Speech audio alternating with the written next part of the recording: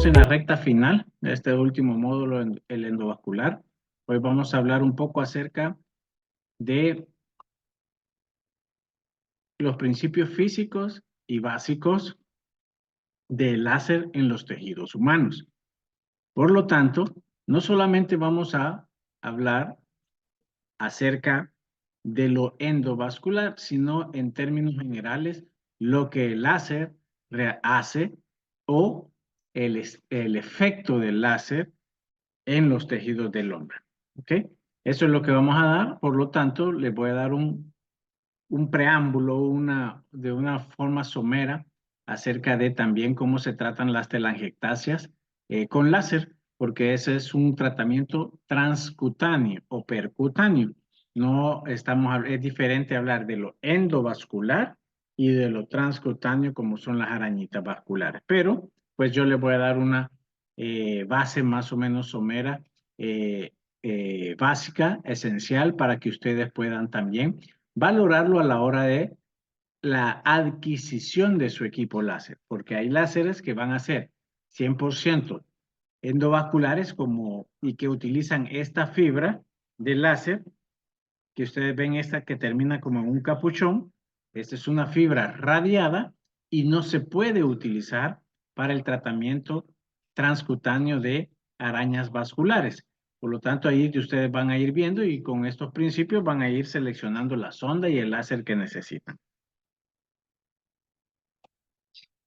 Ahora, estos son los objetivos de aprendizaje que vamos a tener en esta lección y vamos rápidamente a hablar de la historia, conceptos y mecanismos de acción. Bueno, realmente el láser no es algo nuevo. Desde ya 1980 y tanto ya se hablaba de láser. Es más, la descripción fue mucho antes. La definición de la palabra láser, que ya la vamos a ver, fue dado desde eh, prácticamente la época de Albert Einstein, que es quien lo definió. Y bueno, el láser ha tenido un auge tan grande que no solamente lo utilizamos nosotros, revólogos, cirujanos vasculares, también lo utiliza urología para la litotripsia con láser. Oftalmo es quizás una de las ramas de la medicina que más ha crecido con el láser por el tipo de espacio para operar en el ojo. Dermatología también, todos los procedimientos de rejuvenecimiento, cirugía plástica con los rejuvenecimientos y también la cirugía lipoláser, por ejemplo, o la lipoláser de abdomen, de pequeñas partes, de papada, también se puede utilizar el láser y obviamente la flebología y la cirugía vascular que también lo tenemos. Es de mencionar que eh, para la parte vascular existen dos células diana que nosotros tenemos y que compiten con el láser. Y es el melanocito y es la hemoglobina, que puede ser oxi o desoxihemoglobina. Eso más que todo aplica para la parte transcutánea, o sea, las arañitas vasculares, que hay que tener mucho porque nosotros aplicamos el láser y estos dos tipos de células van a luchar y van a pelearse el láser. Ahora bien, Albert Einstein fue el que primero lo definió y la palabra láser realmente es un acrónimo que significa Light Amplification by Stimulated Emission Radiation. Es decir, es una luz ampliada estimulada por radiación. Y eso nos va a comprometer que el láser tiene que tener tres características. Es una onda electromagnética y que es monocromática, colimada, ¿sí? Es decir, monocromática, un solo color. Una longitud de onda tiene un color específico. Si es 535 es verde, si es, por ejemplo, 1064 es roja, y así sucesivamente. Por eso se llama monocromática. Colimada es porque va eh, la misma cantidad de luz que sale, la misma cantidad de luz que va a salir, que va a llegar a determinado punto. ¿Ok? Por lo tanto, si yo emito una cantidad de luz láser a este nivel, acá va a llegar la misma luz. En esto no aplica, por ejemplo, los bombillos que nosotros vemos de luz, porque empieza una cantidad de luz y esta se difumina como que si fuera un cono. Entonces al final llegan más. Lo que podemos tener de ejemplo claro son los punteros láser. Ustedes apretan acá y se transmite el mismo punto, va a llegar hasta la pantalla que están apuntando y alumbrando, y esa es una luz láser. Realmente existen diferentes tipos de luz, y el espectro de la luz visible, que ya lo vamos a ver en un esquema, va de los 400 a los 700 nanómetros. O sea, ahí está el espectro de lo que nosotros podemos ver. Para hablar un poco de la historia, no solo todo inició con Albert Einstein, pero este personaje, Feynman, es el padre del láser.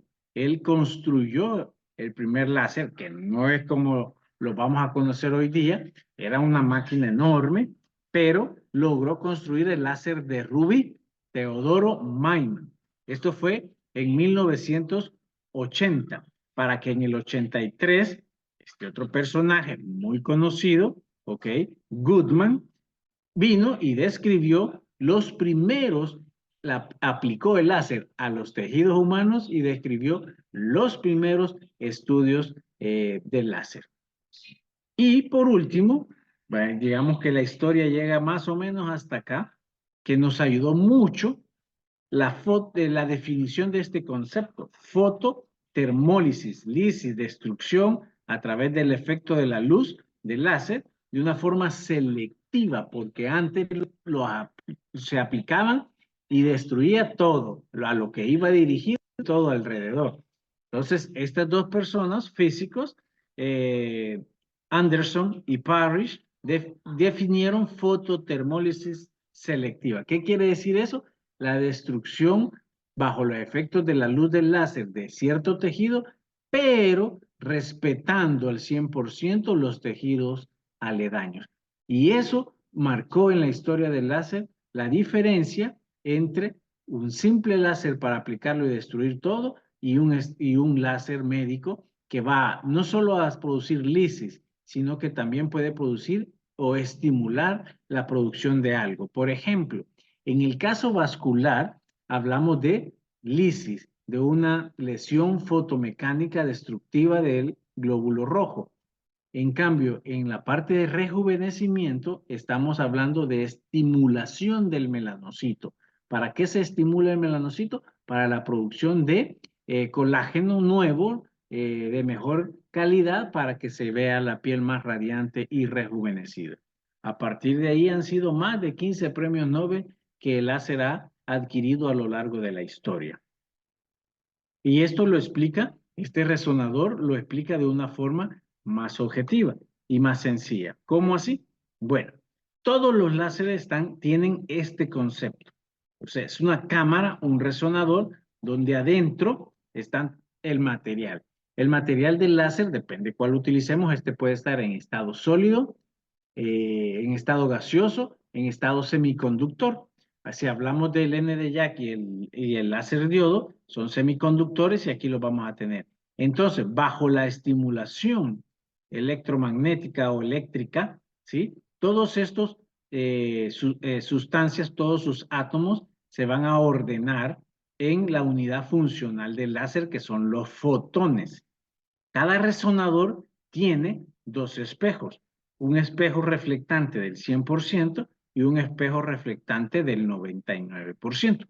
¿Para qué sirve eso? Porque bajo la estimulación eléctrica, todos estos electrones o cationes o fotones, que es la unidad principal, van a chocar entre cada uno de los espejos y se van a reflejar hacia el otro. Por lo tanto, esa es la función física, y este 99% lo refleja nuevamente hacia adentro, pero ese 1% es la luz láser, la emisión del láser de esa luz que nosotros vemos en los tejidos o en cualquier otra pantalla que nosotros podamos utilizar. Diciendo esto, podemos ver la escala. Miren toda esta gran escala, ¿sí? Que viene funcionalmente en todo, en los infrarrojos, ultravioletas, pero este pequeño de toda la escala, solo este pequeño es el espectro de luz visible, es lo que donde nosotros estamos y podemos ver. Por eso es que vemos estos colores, ¿sí? Va el espectro de la luz visible de los 400 a los 700 nanómetros, Y a los 400 es morado, luego viene el azul, el verde, el amarillo, el orange o naranja y el red, que es el último más o menos, ahí por los 700 nanómetros. Ahora bien, hay láseres que salen de esto. Por ejemplo, cuando nosotros mencionamos, vamos a oír conceptos así como cercanos al infrarrojo o ultravioleta. Todo lo que esté abajo del espectro de la luz visible es ultravioleta, como oímos en los rayos del sol, los rayos ultravioleta. Luego pasan a los rayos X, ¿sí? Y luego pasan a los rayos gamma. Esta sección son cancerígenos. Por eso nos dicen que nos cuidemos de la luz ultravioleta del sol. Luego los rayos X, que ya los conocemos, y los rayos gamma. Este sector de acá sí es cancerígeno. El espectro de la luz visible no, y todos los cercanos al infrarrojo, o sea, o a las ondas de radio, pues están al lado derecho del espectro de la luz visible electromagnética, y pues ahí van a estar también, por ejemplo, el láser diodo 980, el láser diodo 1470 por acá, el láser ND-YAG 1064, ¿ok? Y así sucesivamente. El láser CO2, por ejemplo, que es estado gaseoso, el CO2 es 10.600 y vamos a tenerlo de este lado, del lado del infrarrojo. Por lo tanto, la conclusión es que los láseres no son cancerígenos, ¿ok? En cambio, los otros espectros de luces sí van a ser de origen cancerígeno. ¿Para cuál es el mecanismo de acción que nosotros utilizamos? Bueno, nosotros utilizamos, por ejemplo, el láser diodo. Tenemos nuestro resonador y lo activamos con la electricidad y empiezan todos esos átomos o fotones a reflejarse en los espejos. Ok, nosotros debemos de saber que el láser va a penetrar hasta el endotelio vascular. Y ahí tenemos dos formas de actuar. Si es un láser de una onda pequeña como el diodo 980, su cromóforo o célula diana es la oxihemoglobina. ¿Ok? Por lo tanto, si estamos hablando de arañas vasculares, las arañitas de color rojo tienen mucha oxihemoglobina. Ese es afín al láser diodo 980. ¿Ok? Cuando nosotros disparamos sobre ese vaso, ¿ok? Lo que se va a formar es esa afinidad. ¿Ok? Y se va a formar una masa, microscópicamente una masa oclusiva de eritrocitos. Esa masa destruye completamente el endotelio del vaso sanguíneo, de la araña vascular, lográndose a una temperatura de 70 grados. Antes utilizábamos temperaturas de 100, 110 grados y destruía todo. Hacía un estallido del vaso, que no es lo que buscamos. Lo que buscamos es que se forme la masa oclusiva y luego destrucción del endotelio y el vaso se cierre, se colapse, se produce una fibrosis. En cambio, si estallamos el vaso, lo que logramos es la destrucción, sí, pero salida de sangre y un hematoma en la región de la piel. Por lo tanto, hemos ido bajando la temperatura hasta los 60, 70 grados que se obtiene esa masa oclusiva eritrocítica. Pero le tiene que ser cumplir que debe de el láser entrar en la plena luz al centro del vaso sanguíneo y llegar hasta el endotelio. ¿Qué pasa? Esto es otra forma de verlo. Vemos la radiación, o sea, el láser entra en toda la pared del vaso y tiene que llegar hasta el centro del vaso, calentarlo, ¿ok? Producir masa de eritrocitos fotocoagulados. Eso daña la célula endotelial, es decir, la capa íntima o interna del vaso sanguíneo, y produce una lesión fotomecánica definitiva, es decir, la fibrosis, el cierre del vaso sanguíneo. Aplica para las arañitas. En cambio, para lo endovascular, vamos a hablar de láseres un poquito de longitudes de onda mayores, por ejemplo, el Nd:YAG 1064, el láser diodo 1470 o 1940.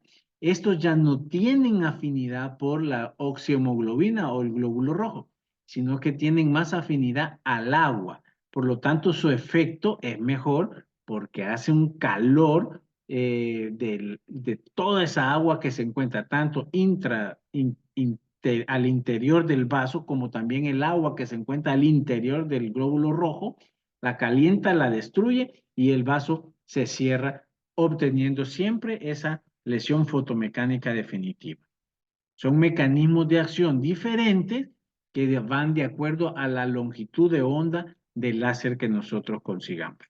Hablemos de esos términos que yo mencioné. Yo sé que he mencionado muchos términos o conceptos ahorita que los vamos a ir desglosando ahorita poco a poco. Pero ese es el mecanismo de acción, el efecto del láser a nivel del vaso sanguíneo, o sea, a nivel de la patología vascular. Ya mencionamos que el concepto que cambió y revolucionó todo fue por Anderson y Parrish de fototermólisis selectiva en 1983. ¿En qué consistió? Bueno, consistió en producir un daño, una lesión fototérmica, o sea, aparte de la luz y calor, de una forma selectiva, es decir, en nuestra célula diana sin alterar los tejidos adyacentes o tejidos alrededor. Ahora bien, hablemos del primer concepto cromóforo o célula diana. Les explico. Esta va a ser la célula específica sobre el cual el láser va a hacer el efecto que queremos. Ya les mencionaba que uno de esos cromóforos es el melanocito. El efecto en el melanocito no es destruirlo, no es lícito, sino que es estimularlo para que produzca colágeno bueno o fibroblastos que produzcan el precursor del colágeno, que va a ser parte de la fibrina y llevar a fibroblasto. Y entonces esa célula diana o cromóforo, como se llama, es la célula que el láser va a ir a hacer su efecto, ya sea de estimulación o una fototermólisis definitiva. Y así hablamos, miren, que tenemos otros cromóforos, no solamente la hemoglobina y la melanina, sino que también las proteínas, ¿sí? El ácido nucleico, el agua, y vean esta columna de acá. Hablamos de los coeficientes de absorción. ¿Qué es eso? Bueno, un láser tiene una longitud de onda que viene en nanómetros también. Por ejemplo, yo decía, láser diodo 980 nanómetros. Esa es su longitud de onda. Esa longitud de onda tiene que ser lo más cercana posible al coeficiente de absorción de la célula diana. Por ejemplo, si yo agarro la hemoglobina tiene 4. La mayoría de la bibliografía dice 3 coeficientes de absorción. Está el 400, el 542, el 554 y 576. La hemoglobina, la oxihemoglobina. Si nosotros vamos más adelante, vamos a ver un esquema donde van a estar estos picos de absorción. Es decir, el coeficiente de absorción está ya estudiado para cada uno de los cromóforos. Nuestra longitud de onda tiene que ser lo más cercana posible a estos coeficientes de absorción que también están dados en nanómetros. Y así vamos a ver el siguiente esquema. Aquí los tenemos todos, los que existen y todo comparado con cada una de las longitudes de onda y los tipos de láser. Y vamos a hablar también, vamos a reforzar la longitud de onda. La longitud, si tenemos cromóforo y el cromóforo tiene coeficiente de absorción, entonces hablamos de láser y el láser tiene longitud de onda. Y vean ustedes cómo actúa en los tejidos. Mientras más baja la longitud de onda, menos penetración. Y así van subiendo las longitudes de onda y lo comparamos con el espectro de la luz visible, que de cuánto era, de 400 a 700. Entonces, más o menos todos estos están en el espectro de la luz visible. 532, 694, 755. Cercanos al infrarrojo, ya tenemos los 810. Aquí está el 980, que es el diodo. Está el N de Jack en 1064. Pero miren qué pasa, qué interesante, que luego seguíamos con la tendencia de a mayor longitud de onda, mayor profundidad en los tejidos. Ya no solo se quedaba en la epidermis, sino que también bajaba a la dermis y hasta el tejido celular subcutáneo, donde se encuentran vasos sanguíneos más grandes. Pero miren qué pasó. Después del 1064 apareció el 2940 con muy poca profundidad y el 10600 con menos todavía. ¿Qué quiere decir eso? Que estos láseres ya no tienen afinidad por la hemoglobina, cambia y tienen afinidad por el agua. Por lo tanto, su penetración va a ser muy pobre. Y estos láseres, el diodo 1470, el CO2 10600, no son buenos para la patología vascular porque miren a dónde se quedan, a duras penas en la epidermis y los vasos están hasta abajo. Por lo tanto, estos láseres van a ser aplicados para otro tipo de cromóforo. El agua de los tejidos para obtener rejuvenecimiento, estiramiento de la piel. Para eso son, para ser un poco ablativos como el CO2, el láser de CO2, de una forma ablativa me limpia, me rejuvenece la piel, ¿sí? En cambio, los láseres como el diodo, el Nd:YAG, estos sí son para vasos sanguíneos, ya sea superficiales cuando sean muy cercanos al 500, 400 y cuando sean muy cercanos al 810, 980, 1064, cercanos al infrarrojo, vamos a poderlo utilizar para vasos un poco más grandes y profundos. Esto ya lo habíamos visto y tenemos prácticamente el mismo esquema, pero ya visto de otra forma.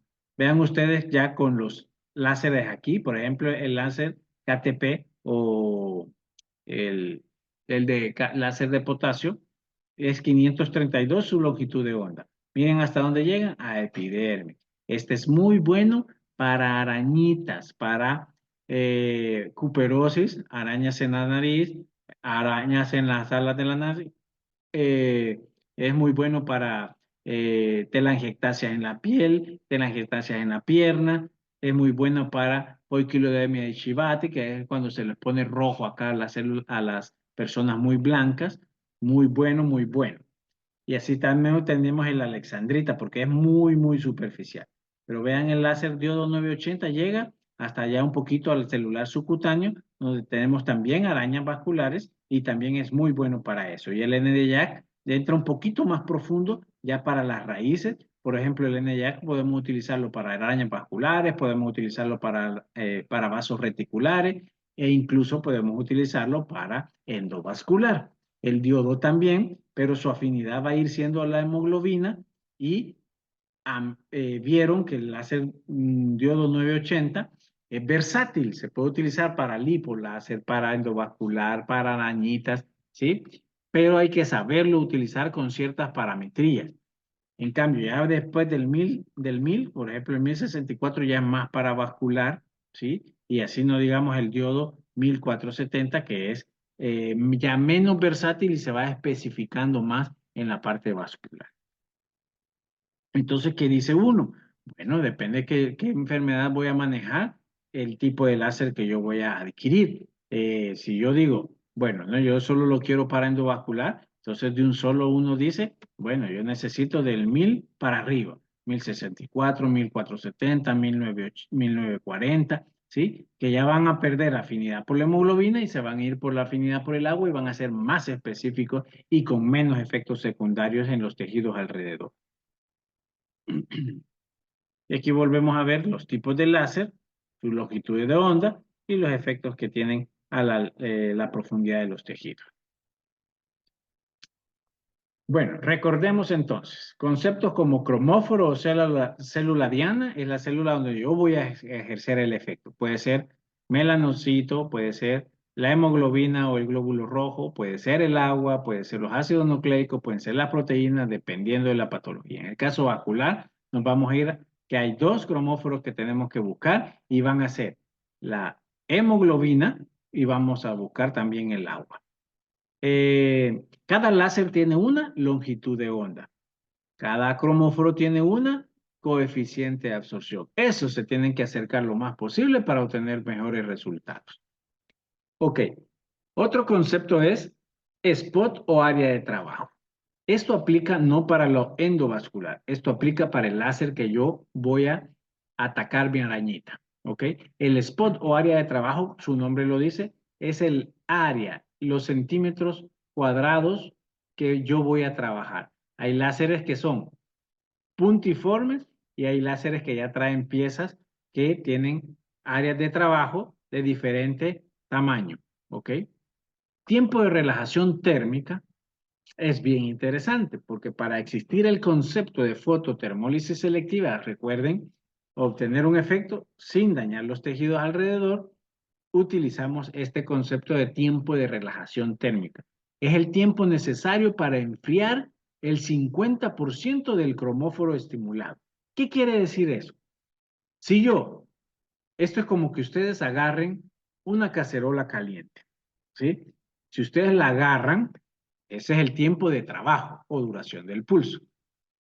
Si ese pulso es pequeño, rápido, ustedes no se queman, ¿ok? Pero yo a veces también necesito que ese pulso sea prolongado, ¿ok? Para después tirarle otro disparo y ese es ahí entra en juego el tiempo de relajación térmica. Yo emito el láser y el tiempo ¿sí? ¡Pip! El tiempo que no hay pitido y hay otro ¡pip! Ese tiempo es el tiempo de relajación térmica. Y es el tiempo necesario para que se enfríe el 50%. Recuerden que el láser es calor, ¿ok? Está calentando el vaso sanguíneo o la piel y entonces yo necesito enfriarla porque si no el calor se va absorbiendo, acumulando y va a llegar a un punto que va a quemar la piel, ¿sí? Como efecto secundario o complicación. Entonces, el tiempo de relajación térmica es el tiempo necesario para enfriar el 50% de la célula diana y reciba el otro disparo y no cause daño. Entonces, este tiempo de relajación térmica va a ser, ojo, este es un tips, va a ser igual al tiempo de trabajo o de pulso o mayor, igual o mayor. Y ese es el otro concepto que estaba en la cuadrícula de abajo, duración del pulso. La duración del pulso es el tiempo en el cual hace efecto el láser. Volvamos al efecto de la cacerola. La cacerola está caliente. Si yo la agarro, mi tiempo de pulso es rápido, es así, no me quemo. Pero si el tiempo de pulso, o sea, de activación del láser, es como que yo agarre y me deje la mano ahí en la cacerola y 1 segundo, 2 segundos, va a haber mayor quemadura. ¿Sí? Ese es el tiempo de pulso, el tiempo en que el láser hace el efecto. Y el tiempo de relajación térmica es el tiempo en que no está haciendo efecto y se enfría el 50%. La fluencia es la energía que yo le doy al tejido, a la célula diana, al cromóforo, ¿sí? Esa es la fluencia, la energía, y va dada en joules por centímetro cuadrado. Eso se programa. Cuando sea endovascular, les voy a enseñar cómo se programa. Cuando es por arañas vasculares, también la fluencia se programa, y es en base a lo que vamos a ver más adelante a esto que se llama parametría. La fluencia depende, es uno de los factores de la parametría, o sea, de los parámetros que yo selecciono y le pongo a mi láser para que haga el efecto. Esto es lo anterior, la longitud de onda, ¿ok? Miren, el rojo este es el espectro de la luz visible, ¿ok? Recuerden que irnos a la derecha del espectro de la luz visible es no cancerígeno, ahí se encuentran todos los láseres. Vamos a la línea roja, que es la hemoglobina. Vean los picos de absorción en 418, 542, 577 y hay uno más, ¿verdad? Que ya habíamos visto. Vean ustedes el agua. El agua empieza hasta aquí, arriba de los 1000, ¿sí? Y vean ustedes dónde da un pico de absorción. Aquí tiene otro y aquí tiene otro. Por eso es que los afines al agua son arriba de los 1000 como el ACDN de Jack 1064, como el diodo 1470, como el diodo 1940. Ok, y tenemos también la hemoglobina, y esto es para, más que todo, la competencia de la melanina con la hemoglobina es para las arañitas. Vean ustedes que pasa muy cerca de estos picos, ¿sí? Muy cerca acá del otro. Por lo tanto, se compite y hay que tener cuidado para cuando yo aplico un láser, estar en la célula diana que yo necesito trabajar. Esta es la fluencia. La fluencia viene dada por la energía del láser en joule por centímetro cuadrado. Y eso me va a modificar ciertas cosas. A nivel óptimo, se produce una destrucción del vaso sin causar lesión térmica alrededor. Eso es para las arañitas. Y para lo endovascular aplica también. Que yo entre al vaso, navegue dentro del vaso, lo vaya quemando, lo vaya cerrando sin dañar alrededor. ¿Y quienes están alrededor de la vena? Están las arterias, están los nervios, ¿sí? Es decir, que ese calor se concentre dentro del vaso, en el vaso sanguíneo, y no afecte las estructuras que estén alrededor. Esto ya lo habíamos mencionado, la duración del pulso es el tiempo de que hace el efecto láser y el tiempo de relajación térmica es el tiempo necesario para enfriar el 50% de la célula diana sin dañar los tejidos alrededor. Esto es muy importante. Aplica para las arañas vasculares. Vean ustedes cómo cambia. Mientras mayor es el diámetro o el spot o el área de trabajo, vean ustedes, tiene mayor profundidad, mayor penetración de la luz en la piel. ¿Ok? Y va a requerir menos energía. Ojo con esto. Es decir, yo quiero trabajar un vaso, un reticular que se encuentra en el tejido celular subcutáneo. ¿Qué tengo que hacer? Tengo que tener un área de trabajo, un spot grande para que haya mayor penetración y mi fluencia tengo que bajarla, menor energía. En cambio, si yo tengo un spot de trabajo menor, ¿sí? Entonces, ¿qué pasa con la? Se concentra la energía, pero se concentra muy superficial. Y la energía que va a requerir va a ser mayor, se concentra, ¿ok? Además de eso, otro concepto importante es la protección epidérmica. El láser es calor. El láser trabajando en arañas vasculares o al melanocito va a producir calor, se siente calor. Igual como cuando les aplican láser en fisioterapia, también se siente calor. Entonces necesitamos sistemas de enfriamiento. Los más antiguos y los más sencillos de utilizar son algunos geles, algunos pack, cool pack, y hoy los láseres modernos traen una pieza de mano donde ya viene incorporado, es un aire frío que va a generar acá y va a enfriar esta pieza que es la que entra en contacto con la piel y aplicar el láser para generar proceso anestésico y que la aplicación del láser sea indolora. Esta pieza es la que yo les menciono que se calienta, dispara el láser, perdón, se enfría, dispara el láser y no se siente y va trabajando las arañas vasculares. Bueno, ¿qué láseres existen para la porción endovascular? Ya sabemos que lo primero que tenemos que saber es que ya cambia el cromóforo, ¿verdad? Entonces nos vamos a ir inclinando más por el agua. El primero es el N de Jack. Si ustedes van a hacer endovascular 100%, entonces necesitan un láser N de Jack. ¿Qué significa eso? N de Jack significa neodimio, yttrium, aluminio, granate. Estas son las sustancias que se encuentran adentro y hacen al N de Jack un semiconductor y ese es lo que va a ser estimulado eléctricamente hasta que choquen en los espejos reflectivos y salga una luz láser. La onda es 1064, no es cancerígeno y puede también utilizarse para endovascular y transdérmico. Es versátil en ese sentido amplio, esa longitud de onda. Y aquí, esto lo voy a pasar brevemente, ahí lo tienen ustedes en la presentación. Aquí están como los tips, los parámetros que nosotros debemos de utilizar en este láser en la versión transdérmica. Variamos para vasos muy superficiales, muy pequeños, y bases un poquito más profundos. Bueno, el otro láser que nosotros tenemos es el diodo. Vean ustedes el esquema, aplica. El láser NDYAC es muy versátil, aplica para telangiectasias y para endovascular, muy bueno. El porcentaje de recanalización para el NDYAC es de apenas del 2%, ¿ok? Y se puede utilizar para las arañas vasculares, pero tiene este inconveniente. Es un aparato extremadamente grande, complejo, nada portátil, nada móvil, ¿ok? Pero su trabajo lo hace perfecto. Ahora vean comparado con el láser diodo. Son máquinas mucho más pequeñas, más compactas, más portátiles, hay de mayor cantidad de longitud de onda. Empezó con el 800, el 980, el que yo empecé a utilizar y conocí, y luego están los más nuevos, el 1470 y el 1940 nanómetros. Su luz es infrarroja, ¿sí? Okay. Infrarroja, cercana al rojo. Su cromóforo depende, si es las longitudes bajas, es la oximoglobina, y ya las longitudes altas ya es el cromóforo, es el agua. Y la versatilidad. Este 980 es lo máximo. Eso se puede utilizar. Vuelvo a repetir. Transdérmico se puede utilizar. Acá está.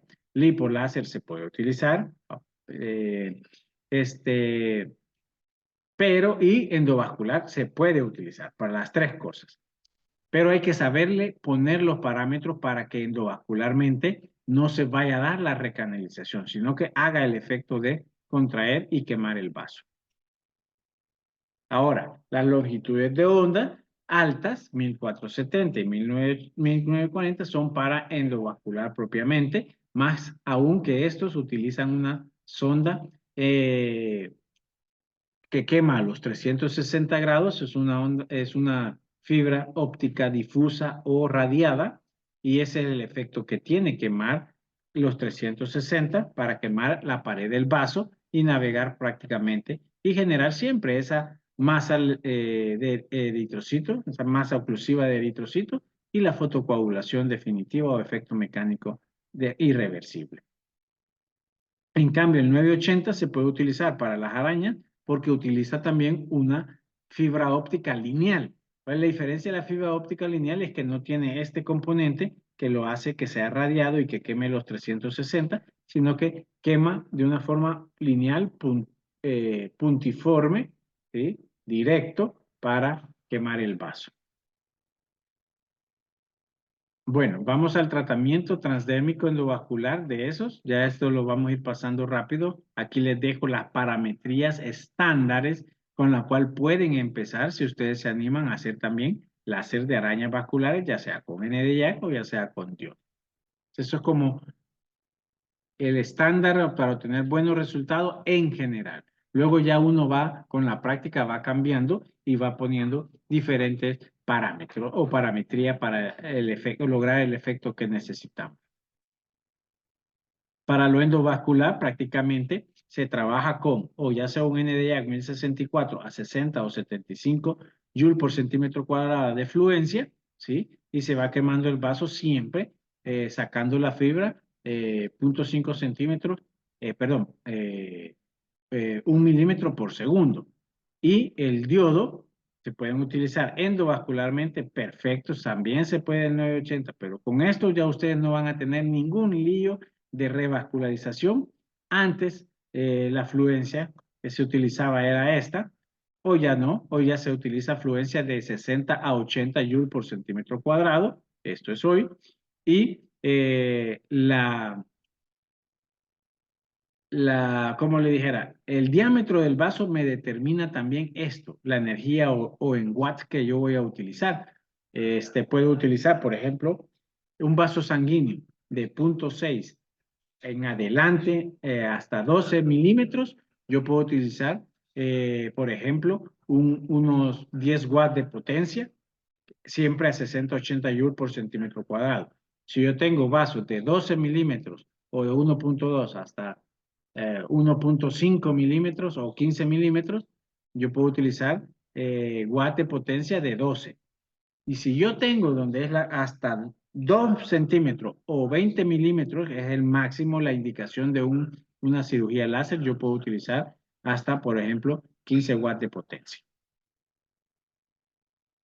Estos son algunos casos, ¿sí? Hemos hecho esto con 980, las cuperosis o las arañitas de la nariz, ¿sí? Hemos hecho también arañas en las extremidades inferiores.